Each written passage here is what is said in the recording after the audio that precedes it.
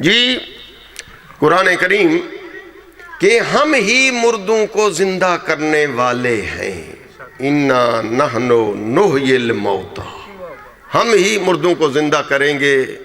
جی یہ تو آپ کو علم ہے خالق کی توحید کے حوالے سے کتنی آیات قرآنی موجود ہیں۔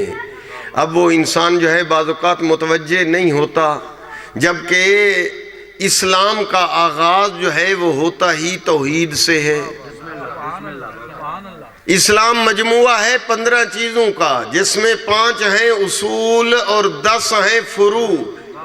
تھوڑا یاد کر لیں ذہن میں، مجلس میں آئے ہیں نا، کچھ ایک درس نما تقریر ذہن میں ہو جائے۔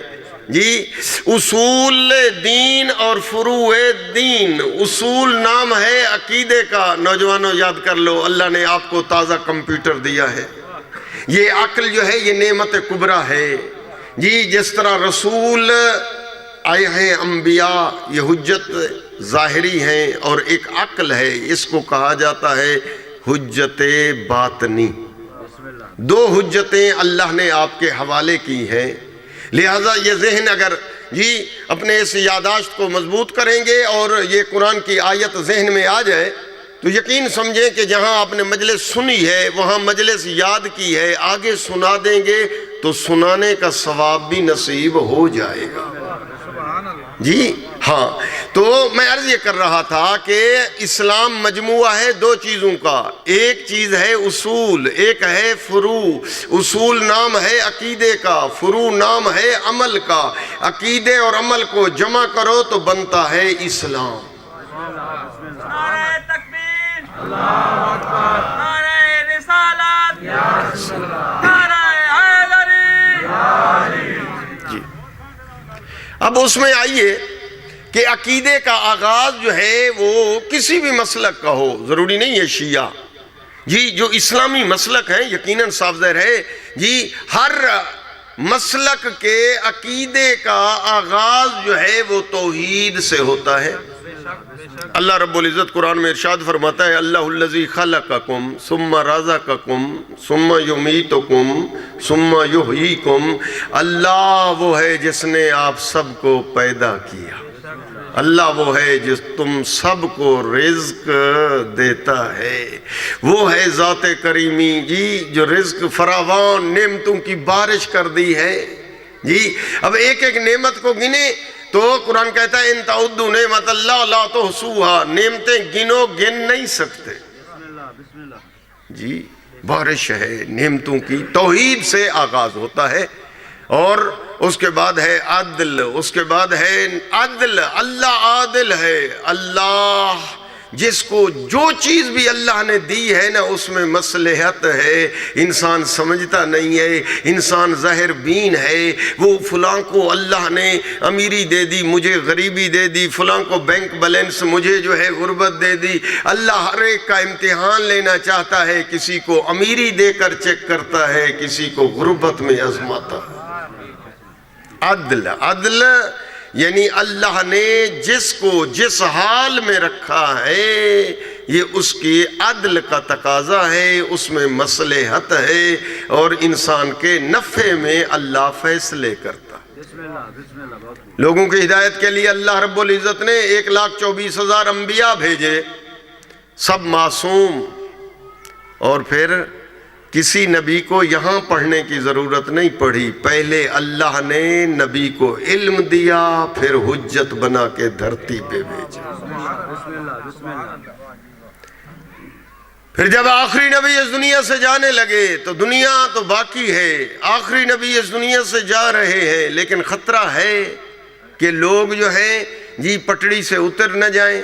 کیوں؟ اس لیے کہ آخری نبی جو ہے اس دنیا سے جا رہے ہیں، جو انہوں نے دین اسلام دیا ہے ممکن ہے اس میں رد و بدل آ جائے، تغیر و تبدل آ جائے، نماز کسی طریقے سے نبی نے دی ہو، ممکن ہے امت جو ہے اس طریقے کو بدل دے، روزے کی ٹائمنگ سید الرسل نے کچھ اور بیان کی ہو، اتم الصیام کی آیت آ گئی ہو کہ روزے کو لیل تک لے جاؤ، ممکن ہے امت جو ہے بدل دے۔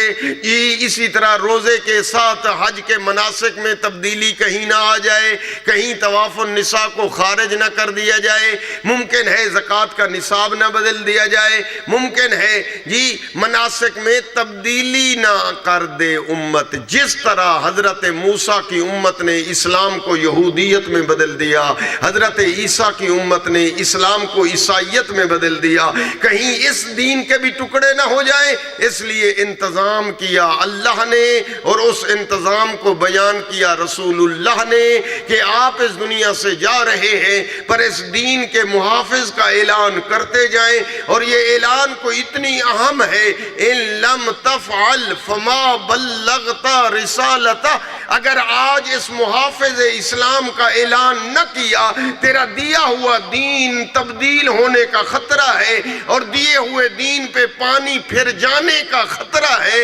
اگر اس کا اعلان کر دیا، دین قیامت تک ویسے رہے گا جس طرح اللہ نے دیا ہے، رسول نے بیان فرمایا ہے۔ اگر آج اس محافظ اسلام کا اعلان نہ ہوا، فما بلغت رسالتہ، آپ نے رسالت کا کوئی کام ہی نہ کیا۔ نعرہ تکبیر، نعرہ رسالت، نعرہ حیدری، آواز بلند تر صلوات۔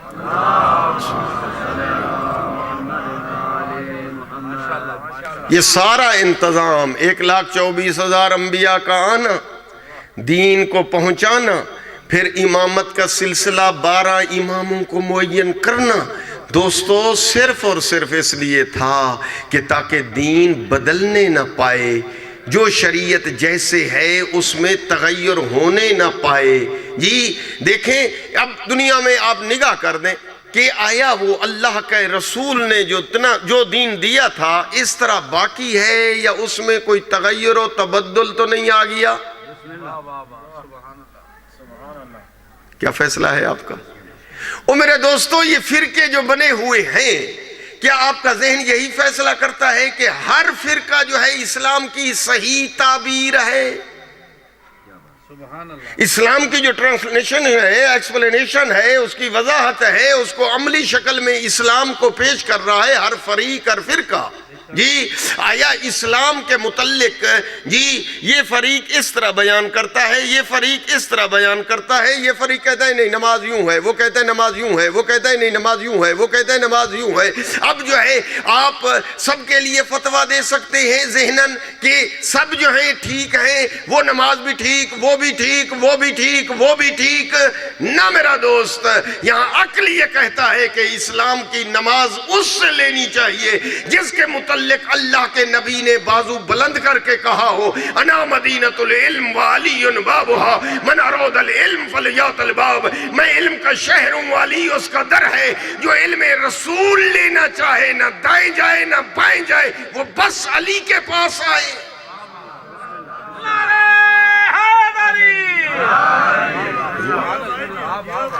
دیکھیں میرے دوستو، محبت سے مناظرے مجھے نہیں آتے اور نہ میں مناظروں کو لائک کرتا ہوں، محبت سے قرآن کی تفسیر ہے۔ اب اس اسلام کے حوالے سے جو گفتگو ہے، اب یہ اسلام بعد از پیغمبر لیں تو کس سے لیں؟